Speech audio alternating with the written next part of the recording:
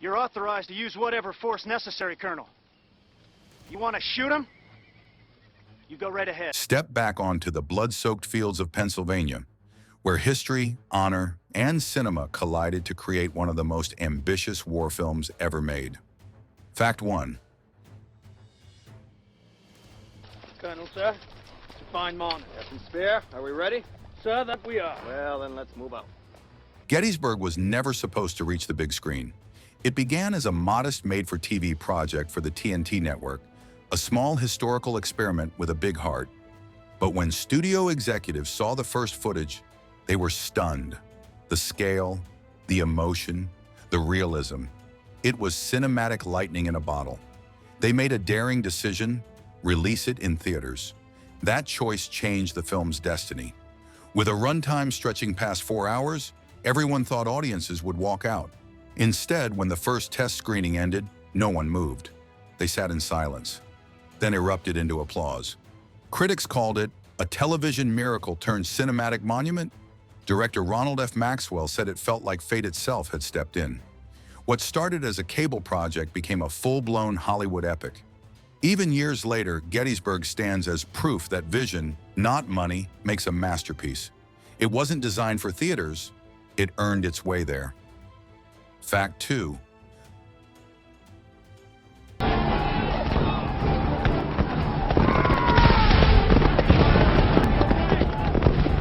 Those weren't trained Hollywood extras charging across the fields.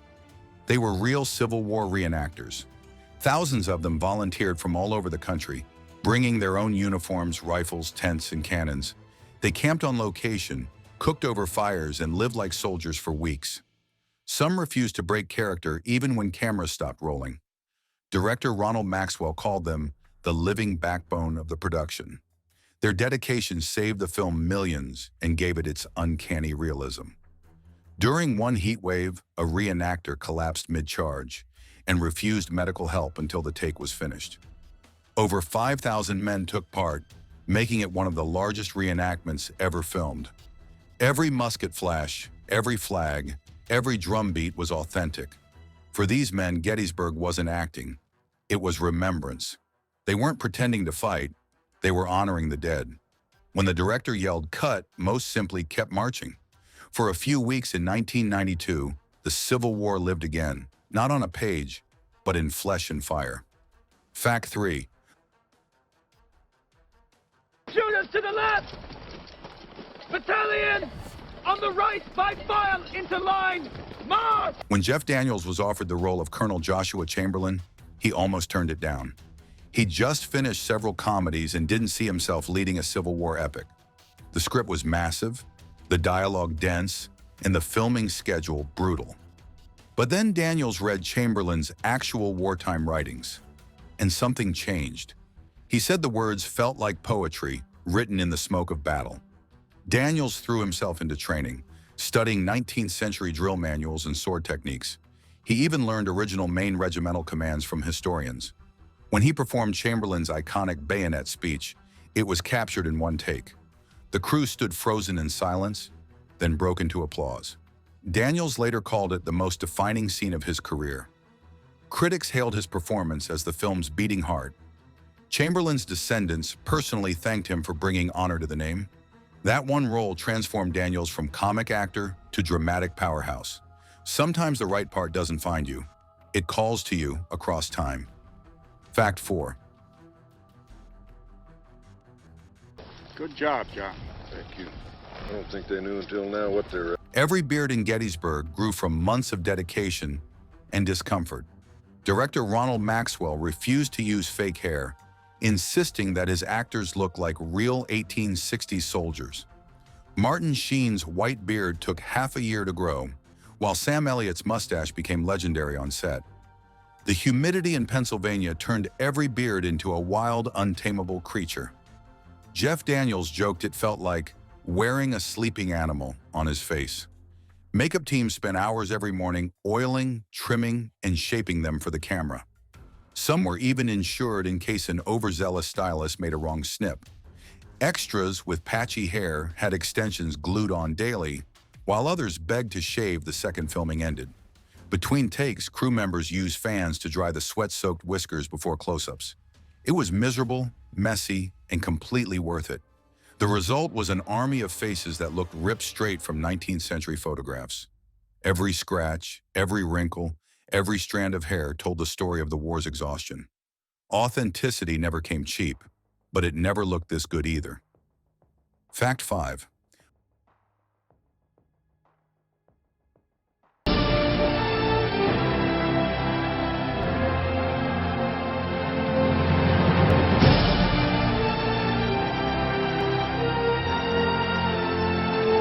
Unlike most war movies that recreate history on backlots, Gettysburg was filmed where the real blood was spilled. Gettysburg National Military Park. The National Park Service allowed the production to shoot under strict conditions. No digging, no damage, no permanent changes. The cast and crew treated the site like sacred ground. Every morning, fog rolled through the fields exactly as it had in 1863. Martin Sheen prayed before stepping into character as General Lee, saying, "Let us honor them with truth." Some extras claimed to hear phantom gunfire echoing through the mist. Others swore they saw shadowy figures move after the camera stopped. Even the skeptics admitted the atmosphere was unlike anything they'd ever felt. For everyone there, it was more than a film set. It was hallowed history. Each cannon blast reverberated through time itself. The men who fought that day may have been gone for a century, but on those fields, for a fleeting moment, they seemed to rise again. Fact 6. If I ever raise my hand against you, may God strike me dead. When Martin Sheen was cast as General Robert E. Lee, he nearly turned it down. He said he didn't feel worthy of portraying one of the most complex figures in American history. The weight of the role haunted him long before filming began. Sheen spent months studying Lee's letters and diaries, hoping to understand the man behind the uniform. He wanted to find the humanity beneath the legend. On set, he spoke softly and carried himself with calm dignity, just as Lee reportedly did. Crew members noticed that everyone around him instinctively grew quieter in his presence. Sheen refused to say certain lines until he understood Lee's motivation behind them. During one scene, he stopped filming and asked, "Would Lee really have said this?" The silence that followed showed how deeply he cared. He later said the experience was more spiritual than cinematic. To play a man revered and reviled in equal measure was a heavy burden. Sheen called the performance a prayer in disguise. By the end of production, the crew no longer saw Martin Sheen. They saw Lee, and that transformation became one of the film's greatest strengths. Fact 7.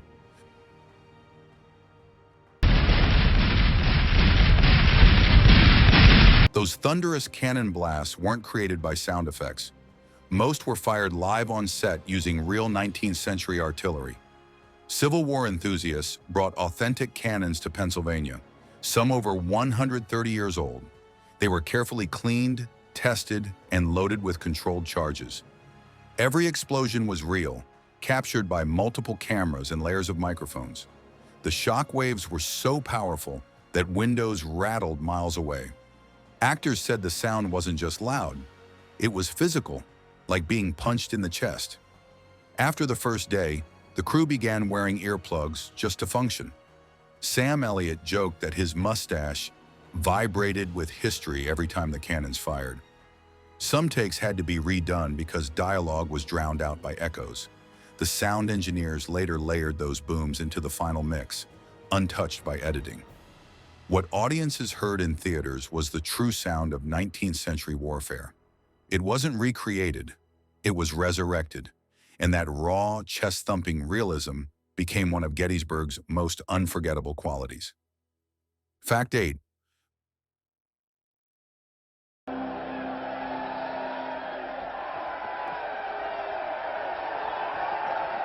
Behind all the epic battle scenes and sweeping music, the production was bleeding money. TNT originally budgeted the film at around $12 million, a large sum for a TV project at the time. But as the scope grew, costs doubled, then tripled. The sheer scale of the sets, costumes, and extras pushed the studio to its breaking point. Ronald Maxwell refused to compromise on authenticity. When TNT executives suggested cutting scenes, he fought back saying, "History doesn't fit in a smaller frame." At one point, payroll was delayed to keep the cameras rolling. Even Ted Turner, the network's billionaire owner, began to worry. But when he visited the set, everything changed. Standing on the battlefield surrounded by thousands of soldiers, he reportedly said, "Keep shooting. We owe it to history." That decision saved the film, but nearly bankrupted the network. In the end, Gettysburg became one of the most expensive television projects ever made. It didn't make huge profits, but it made something far greater: respect. Turner later said it was the only investment that ever gave me goosebumps. Fact 9. To create authentic performances, the main cast agreed to live like Civil War soldiers during production.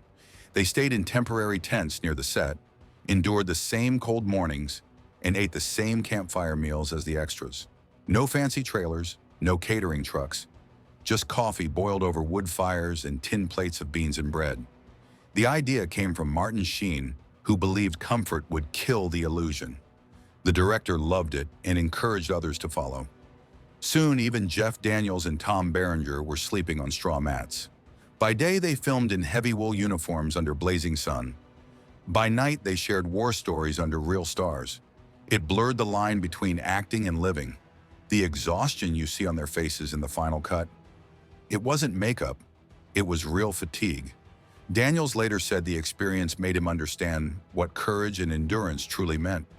When filming ended, some actors found it hard to go back to normal life. They had lived in 1863 for months, and leaving it behind felt like desertion. Fact 10. Spend our ammunition at this rate. We may endanger our ability to support the advance. Did you not have enough ordnance when this was begun? The Battle of Gettysburg wasn't just long in history, it became one of the longest battle sequences ever shot for a movie. The production spent nearly 6 weeks filming the Pickett's charge sequence alone. Thousands of extras lined up shoulder to shoulder under the summer sun, performing charges over and over again. Each day began before dawn and ended after dark. Dust and smoke filled the air until visibility was almost zero. The camera crew wore goggles just to protect their eyes. Every explosion, every musket shot, every scream had to be timed perfectly. Director Ronald Maxwell choreographed the chaos like a deadly ballet. By the time the final charge was captured, the actors were physically and emotionally spent. Jeff Daniels said it was like reliving the same nightmare for a month. When the sequence was edited together, it ran nearly an hour long. The result was both breathtaking and brutal, a cinematic recreation of one of the bloodiest days in American history. Few war films have matched its scale since. It wasn't just long, it was legendary. Fact 11. After Gettysburg was released, something remarkable happened. The U.S. military started using it as a teaching tool. At the Army War College, instructors screened key scenes to illustrate leadership under pressure. Officers studied Joshua Chamberlain's bayonet charge as an example of courage and quick decision-making. The film became part of leadership seminars for years. Even West Point cadets analyzed dialogue from the movie, comparing it to historical records. Ronald Maxwell was stunned when he learned that his film was being used in actual military classrooms. He said, "We tried to honor their history, not teach it, but if it teaches, that's a blessing." Some officers claimed the film captured the emotional truth of command better than any textbook. The way orders were given, the fear in the soldiers' eyes, the weight of responsibility, it all felt real. Military historians praised its accuracy, calling it the most instructive war movie ever made. What began as art turned into education. The film bridged the gap between cinema and strategy. To this day, it remains a powerful example of how storytelling can shape understanding, even in the halls of real war. Fact 12. Most viewers miss it, but the film's billionaire producer, Ted Turner, actually appears on screen. Dressed in full Confederate uniform, he plays Colonel Waller Patton, a relative of General George S. Patton. Turner insisted on doing everything himself, from riding into battle to firing his rifle. When the director called action, he charged forward like one of the troops. Crew members laughed later that the network owner was taking orders from an assistant director. But Turner was deadly serious about the role. He wanted to feel the weight of the moment, not just fund it. In one scene, his horse nearly slipped, but he kept riding, refusing to break character. Turner later said it was the most fun I ever had losing money. His cameo only lasts a few seconds, but it became legendary among fans. Few producers have ever gone that far for authenticity. The man who built CNN and TNT also helped rebuild the Battle of Gettysburg with his own two hands. It was Hollywood money meeting history head-on, and for one brief moment, Ted Turner became part of the story he helped tell. Fact 13. Before 1993, the Gettysburg battlefield was a quiet, modest, historic site. After the film's release, everything changed. Visitor numbers skyrocketed almost overnight. Tour buses filled the streets, souvenir shops popped up, and hotels couldn't keep up with demand. People wanted to walk where the actors had marched and see where the real soldiers had fallen. Even locals were stunned by the sudden wave of interest. Historians noticed that younger generations, who had never cared about Civil War history, were suddenly showing up in droves. Teachers began organizing field trips after screening the movie in classrooms. The National Park Service credited the film with renewing national interest in the battle. Gettysburg became both a memorial and a movie landmark. Local businesses thrived, and the small town turned into a cultural hub for history lovers. Ronald Maxwell visited years later and said, "I came to make a film, but the film gave something back. The movie didn't just recreate history, it revived it." Fact 14. Tom Berenger's portrayal of General James Longstreet shocked audiences, and even his co-stars. Known for playing tough guys in modern films, Berenger vanished completely into the role of the Confederate general. His heavy beard, gray uniform, and quiet intensity made him almost unrecognizable. Crew members said he rarely broke character on set. He walked and spoke like Longstreet, even when cameras weren't rolling. Berenger spent hours studying old photos and writings to capture Longstreet's melancholy tone. He believed the general carried guilt throughout the entire battle. During filming, he refused to look at playback monitors, saying, "Longstreet never got to see how it ended." The result was haunting. Critics called his performance one of the best of his career. Some historians even said Berenger gave the most accurate on-screen portrayal of a Civil War commander ever filmed. His presence grounded the movie in human emotion rather than politics. You didn't just see a soldier, you saw a man wrestling with destiny. And when the smoke cleared, Berenger had given the performance of a lifetime. Fact 15. Filming a 4-hour war epic in Pennsylvania's unpredictable climate was a nightmare. The crew faced relentless rain, humidity, and blistering heat. Some days, fog rolled in so thick that visibility dropped to a few meters. Other days, the sky turned so bright that shots had to be abandoned. Continuity became a constant battle. One scene might start under gray clouds and end in golden sunlight. The wool uniforms made everything worse. Actors fainted from dehydration, and makeup literally melted off faces. The crew carried gallons of water just to keep people conscious. Equipment overheated, and cameras jammed from dust. Ronald Maxwell refused to fake anything on sound stages. He wanted real weather, real light, and real struggle. But the toll was brutal. Production halted several times due to lightning strikes and flooding. Yet somehow every shot came together. The chaos of the weather mirrored the chaos of battle. When audiences watch those shifting skies, they're not seeing special effects. They're seeing survival, both on and off the field. Fact 16. Composer Randy Edelman wrote the haunting Gettysburg score almost entirely alone. Far from the noise of Hollywood, he secluded himself for weeks, surrounded by books and photographs from the war.